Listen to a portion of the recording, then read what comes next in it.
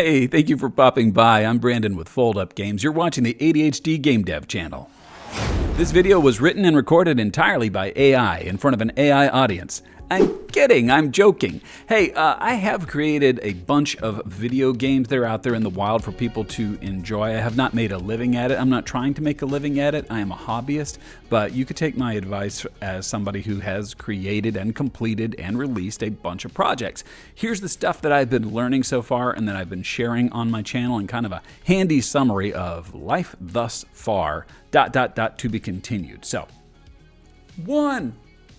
Make your game playable before making it look good. If you get really focused on the art, I find that for me, I will be so much less likely to abandon that nice art when the concept doesn't work out, because I put so much work into the art. Make the game playable even if it's a gray box. Don't worry about YouTube and trying to impress people and making it look cool. Make it playable even if it's gray boxed out, okay? 2, have a general plan about where the game is going. I have like a guiding North Star of this is the general theme, and that's super important because otherwise I'll veer off course and I'll let the game kind of evolve into something else, and I want to stick to my theme. Obviously, if there's a point at which I need to change the whole concept, that needs to be a very intentional decision, but if you don't have that theme, that concept, that real North Star about where you're going, that can sneak up on you and it can take on a life of its own and turn into something you didn't mean for it to, and it's not always a magical experience. 3, keep a note of what you're going to do next. When you sit down in front of the computer, you should have an idea of, I'm going to work on this system and I'm going to work on that system, and this is the thing that I need to fix and a glitch that needed working. A little bonus on there, I will say that I find that video games are a system of systems. So if you kind of break it down into those component parts, you can know I need to work on this subsystem, and so that it feeds into the rest of it. So you kind of have an idea of those dependencies, like the movement system and the shooting system and then the inventory system. Which one needs to be done? Which one needs some work right now? Okay. Next note for you is to have a notepad handy and keep track of what you're doing right now. Okay. Some people, you're probably going to laugh at this. Some people are going to say, why do I need to keep a note of what I'm doing right now? I know what I'm doing. Okay. If you're an ADHDer, you forget what you're doing right in the middle of I'm kidding, I'm joking. You forget what you're doing right in the middle of stuff, and it is so helpful to have a notepad handy so that you can say, maybe we need to multiply that by room speed. Nope, that didn't work. Maybe add it to XYZ. Okay, that shows some promise. It's so helpful to have that just to keep track of what you're thinking about and what you're doing next, and especially if you're in a more distracted environment or you might get interrupted at some time, having a note of what you're actually working on can be pretty helpful. Okay, next up is be consistent and watch out for those 0 progress days, those 0 days, those unplanned, I didn't do anything today kind of a day.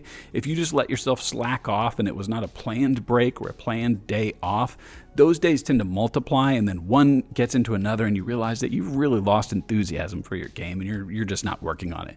Speaking of enthusiasm, another tip for you is to set a reasonable timeline. I want to work on a basis of time that I can stay engaged on a game instead of all of the features that I want to include in the game. Scoping it out based on how long I think I can maintain my focus and attention on it is much better for me. It's also, if you're trying to be financially stable and make money off a game, your time is so valuable as far as what this game is worth. If you're going to sell a game for a certain amount of dollars, you need to know how much time can I put into it, and what if it's a total flop and I make nothing? I need to be able to get back and recover by making another game. That's no good if you're going to work on something for the next 3 years and it turns out to be a complete flop, okay? That kind of stuff happens, or you wind up not finishing the game, so don't just let a game wander on forever. Set a reasonable timeline about how long you think you can work on it. I would say along the same lines, another tip is to make smaller games. I would much rather see me have a bunch of finished games that's out there for people to enjoy and that I can continue to learn from and to develop, instead of having my great big dream game that never gets done. As a matter of fact, I find that those great big dream games become kind of a white whale out there. I spit at thee, and you kind of resent its existence because it's the one that got away. You can never achieve it. So don't set yourself this dream goal that's so unobtainable. Start making progress on the regular, and I think that eventually you'll be able to achieve your goals. Last one is a bonus tip. Is for you ADHDers especially. Don't start a new project or a new game engine because you got bored. Hopefully, my other tips in there will help you to not get bored, but don't let that be the reason you just shift gears into something else. Hey, I love you. I think you're awesome. You can do it, and I hope that you will keep on being awesome and subscribing. Bye now.